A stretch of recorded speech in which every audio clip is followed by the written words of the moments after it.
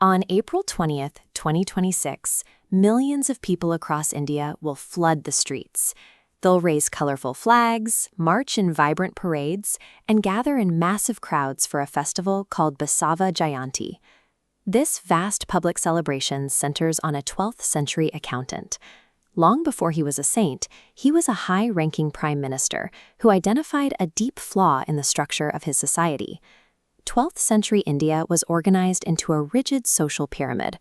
Knowledge, wealth, and spiritual access were concentrated at the elite top, leaving those at the bottom with no path upward.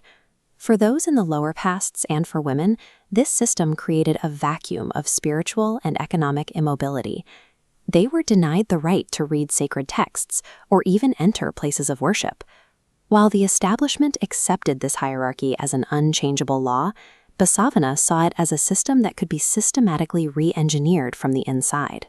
Basavanna was born into an orthodox, highly privileged family, but he spent his early years rejecting the very rules that gave him status. As a teenager, he discarded his sacred thread, a primary symbol of his elite birth, to seek a different kind of truth. Despite his rebellion, his administrative talent led to a rapid ascent through the Kalachuri dynasty.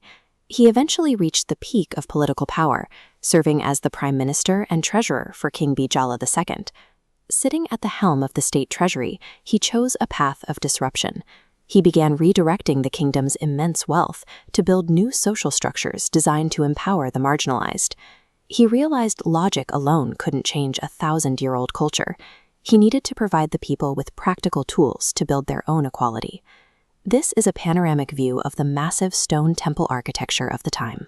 During this era, spiritual life was locked behind these gates, and access was controlled by a small group of high-caste middlemen.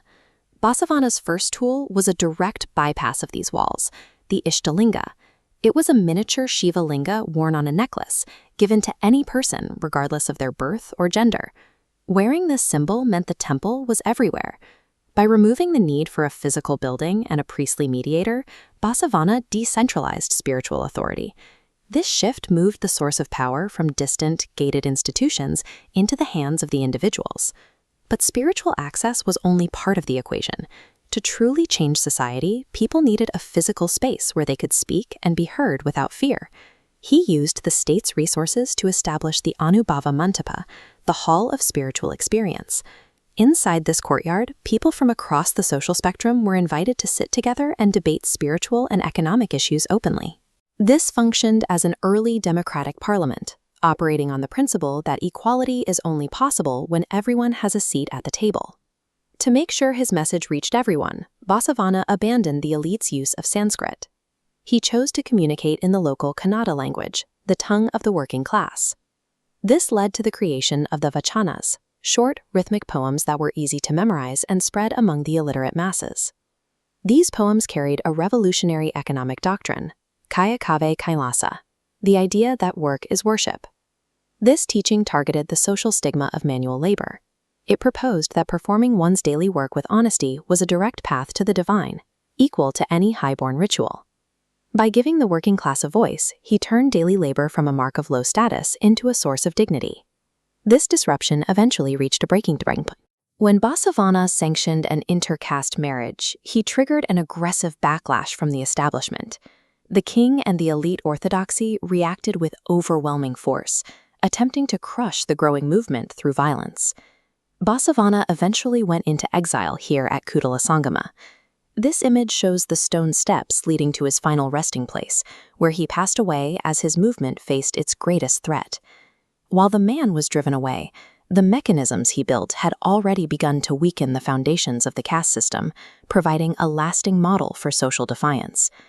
Returning to April 2026, we can see the endurance of those tools. His followers, the Lingaites, have carried his vision through nearly 9 centuries of history. Look into the massive communal kitchens during the festival, and you'll see thousands of people from all walks of life sharing the same meal. These modern meals, known as Anna Dasoha, act as a living implementation of his classless philosophy. Basavanna remains a central figure 893 years later because he didn't just advocate for equality, he built the systems required to practice it.